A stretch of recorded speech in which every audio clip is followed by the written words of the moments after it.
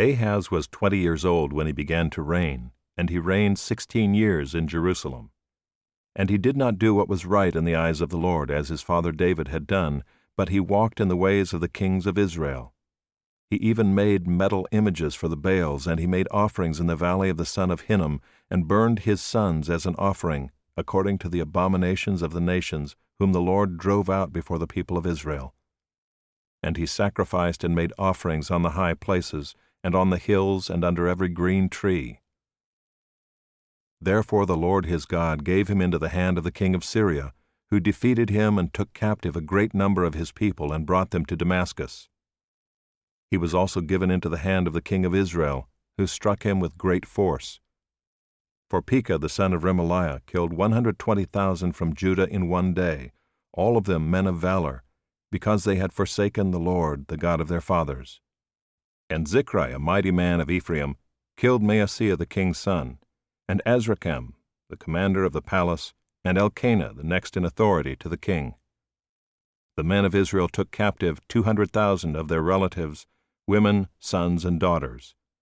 They also took much spoil from them, and brought the spoil to Samaria.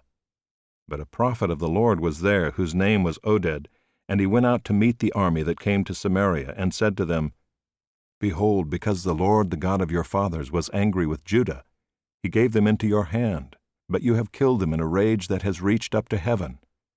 And now you intend to subjugate the people of Judah and Jerusalem, male and female, as your slaves.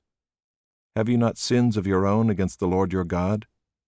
Now hear me, and send back the captives from your relatives, whom you have taken, for the fierce wrath of the Lord is upon you.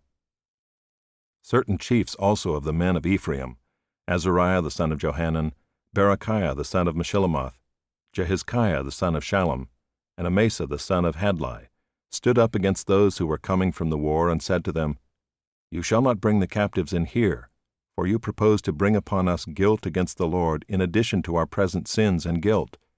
For our guilt is already great, and there is fierce wrath against Israel. So the armed men left the captives and the spoil before the princes and all the assembly.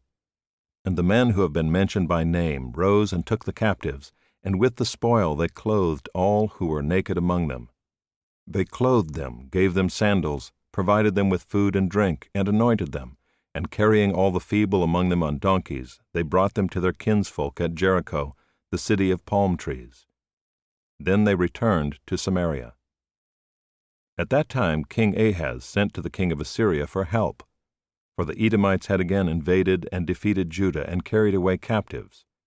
And the Philistines had made raids on the cities in the Shephelah and the Negeb of Judah, and had taken Bethshemesh, Aijalon, Gederoth, Soko with its villages, Timnah with its villages, and Gimzo with its villages. And they settled there. For the Lord humbled Judah because of Ahaz king of Israel, for he had made Judah act sinfully, and had been very unfaithful to the Lord. So Tiglath-Pileser king of Assyria came against him and afflicted him instead of strengthening him. For Ahaz took a portion from the house of the Lord and the house of the king and of the princes, and gave tribute to the king of Assyria, but it did not help him. In the time of his distress he became yet more faithless to the Lord, this same King Ahaz. For he sacrificed to the gods of Damascus that had defeated him, and said, Because the gods of the kings of Syria helped them, I will sacrifice to them, that they may help me. But they were the ruin of him and of all Israel. And Ahaz gathered together the vessels of the house of God, and cut in pieces the vessels of the house of God, and he shut up the doors of the house of the Lord, and he made himself altars in every corner of Jerusalem. In every city of Judah he made high places to make offerings to other gods, provoking to anger the Lord, the God of his fathers. Now the rest of his acts and all his ways, from first to last, behold, they are written in the book of the kings of Judah and Israel. And Ahaz slept with his fathers, and they buried him in the city, in Jerusalem, for they did not bring him into the tombs of the kings of Israel. And Hezekiah his son reigned in his place.